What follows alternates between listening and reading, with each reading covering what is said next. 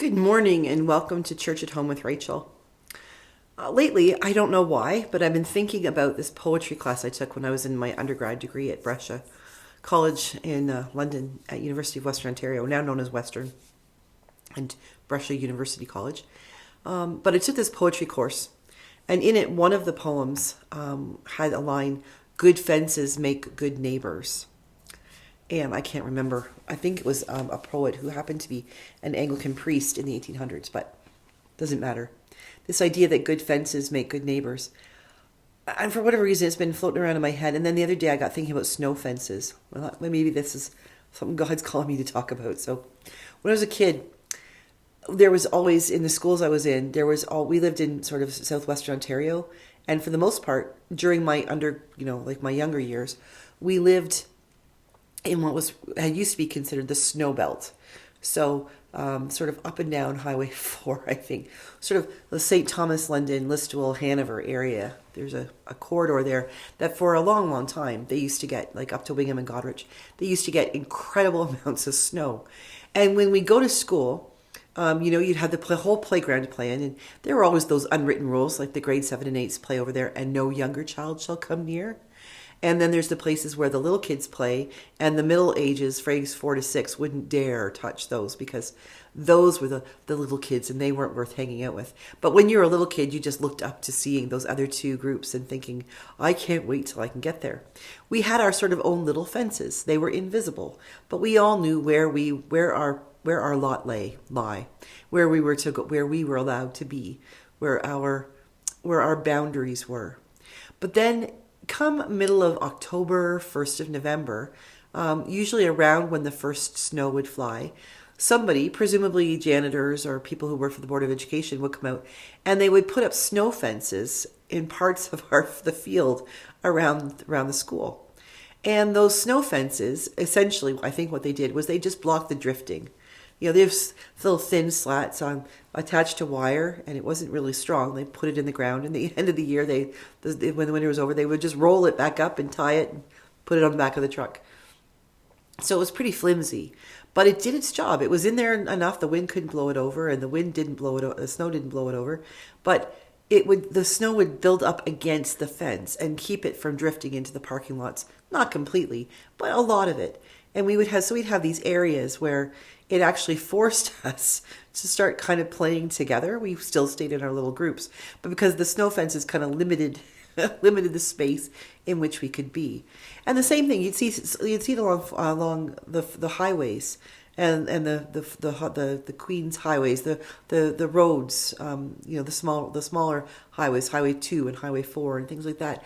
You'd see up in certain places there would be these snow fences that would kept some of the drifting from happening and whatever other things. I'm not an expert on snow fences. And, I haven't seen a snow fence in a really long time, and I don't know why. It seemed to me they did a good job. And the wind still blows and the snow still drifts, so maybe we should bring them back. Anyway, those fences showed us what was safe and what wasn't, and it kept things safe.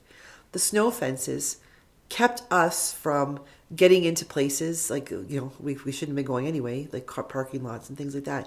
But it also kept the snow from getting there, and it allowed those other places to be a little bit safer and easier to clean. But those snow fences also created a barrier that sort of encapsulated or enclosed all of us who were playing, that in the winter we would stay in certain parts. And yes, the snow fences did encourage deep drifts. And of course, you give a deep drift to an 8-year-old who has snow pants and a snow coat and a toque and mittens and is wrapped up like a mummy, and you know what's going to happen. All the 8-year-olds are going to dive headfirst into the snow drifts. But at least the teachers could find us if we got stuck. But this idea of what fences do, it seems to me like there's a lot of talk a couple of years ago about the wall, building a wall. That wall was to keep people out. And indeed, sometimes walls are necessary to keep things out. We are encouraged, I think, to really build up a wall of prayer around our hearts to keep out those evil forces or evil, or those negative things in our lives that would bring us down and counteract the work that we focus on when we think of Jesus, that the presence of God in our lives. If we build up walls of prayer, establish, those a sanctuary of our heart, it means that we have a safe place to be where we don't have to worry about those things assaulting us. So walls and fences can be a deterrent. They can keep out the things we don't want to have come out. Fences. I remember when I was about 16, I was staying at my grandparents' for a couple of weeks in the summer, and my grandmother, who never ever swore, I never heard her swear, was sitting peeling potatoes at her kitchen window at the counter, and all of a sudden she cursed. She got up, grabbed her sweater, and ran outside because there were 3 calves in her garden eating her pansies. And then as they were eating, the mom came in, and my grandma was out there with a broom, shooing everybody away because the fence was breached. The gate, when somebody came in the gate, they didn't close the gate, and the gate to the barnyard had been left open, and somehow these calves figured out how to get out, and they found a brunch, a little buffet, and their mother came to get them, and we were all out trying to get them back into the barnyard, not realizing, of course, how ridiculously stupid it is to get between a cow and her calves. Everything worked out well, except the pansy heads were all gone, and Grandma was a little ticked. Just a little anecdote. But the idea is that yes, fences and walls can keep things out that we don't want to come in. But they also give us those parameters within which we can pay attention to the things in our lives. So if I'm easily distracted, if you say squirrel, I'm gone. I'm like a dog that way. I get easily distracted. So if you put me, for instance, in a beautiful garden and allow me to roam and give me a book and a cup of tea, I will find places to go and flowers to smell, and if I have my camera, pictures to take, and a place to read, and I will just keep on going, but I won't pay any attention to how I got there, and I will get lost. It's just how I roll.